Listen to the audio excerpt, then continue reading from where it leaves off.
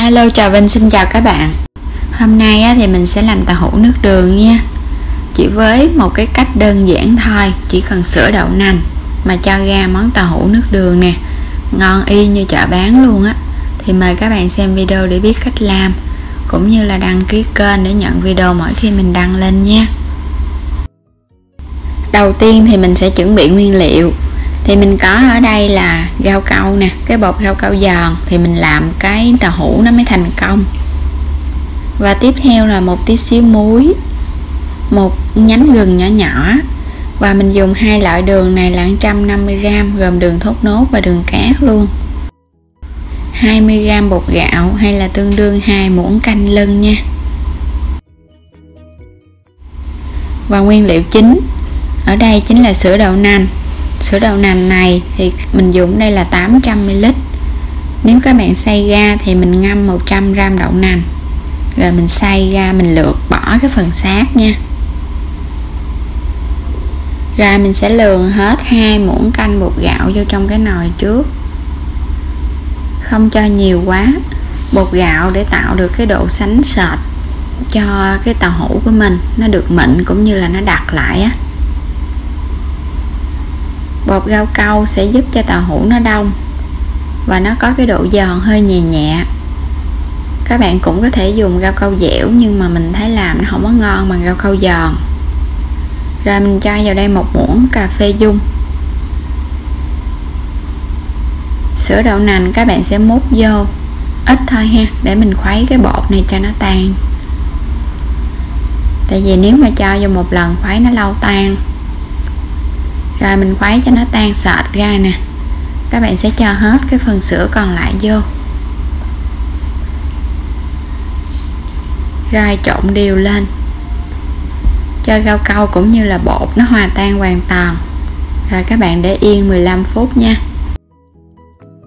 Trong lúc giờ thì mình đi cắt cái đường thốt nốt ra nhỏ nhỏ nè, để một chút nữa mình nấu quá cho nó nhanh tan. Đường thốt nốt thì vô nước đường nó thơm lắm. Cho qua cái chảo. Một nhánh gừng nhỏ nhỏ các bạn cũng cắt lát ra.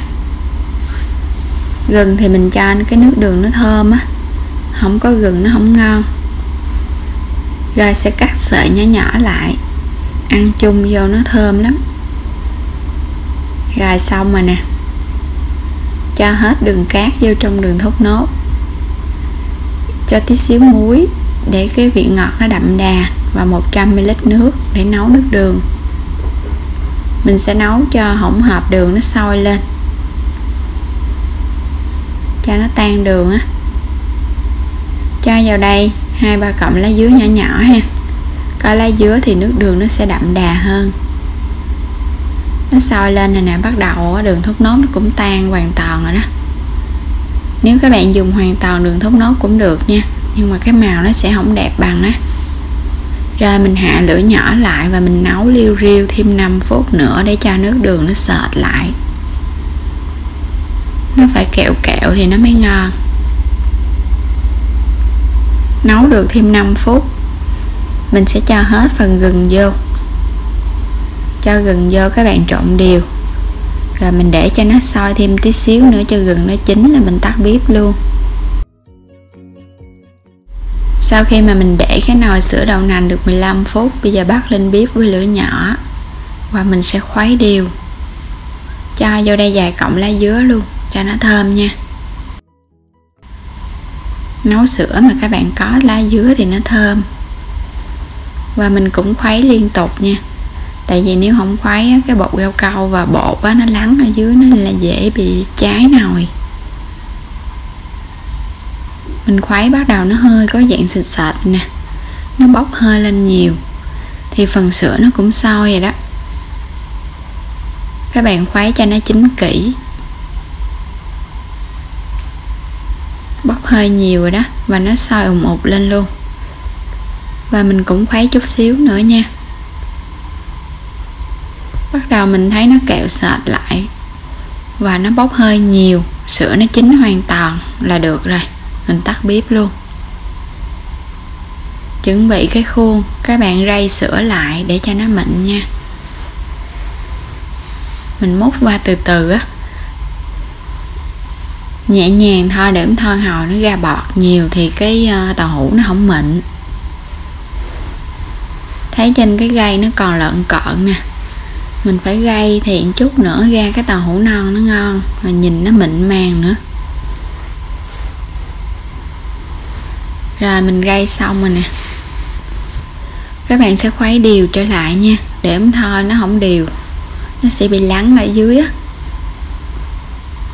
Khuấy đều lại vậy nè, để cho cái sữa đậu nành nó hòa cùng với bột rau câu cho nó đều.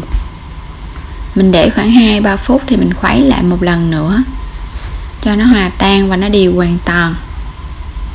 Rồi bây giờ các bạn sẽ đậy lại, mình phủ khăn để không cho cái lớp mặt nó bị khô. Mình để khoảng nửa tiếng đến 1 tiếng là mình ăn được rồi. Đây mình để hơn nửa tiếng. Bây giờ mình dỡ khăn ra nha. Đây cái phần sữa nó đặc lại nè các bạn, tàu hũ nhìn rất là mịn nè. Mình lắc á, thì nó hơi gung ginh, nó mềm mềm. Nó đặc và nó có cái độ mềm mềm thì nó mới ngon nha. Múc ra thì các bạn dùng cái muỗng hoặc là lon bia á, mình cắt ra mình múc cho nó mỏng mỏng.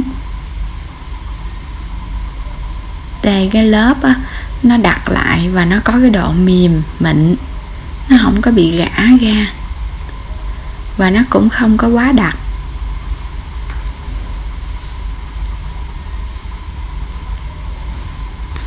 Nhìn hấp dẫn ha, y chang như người ta bán luôn.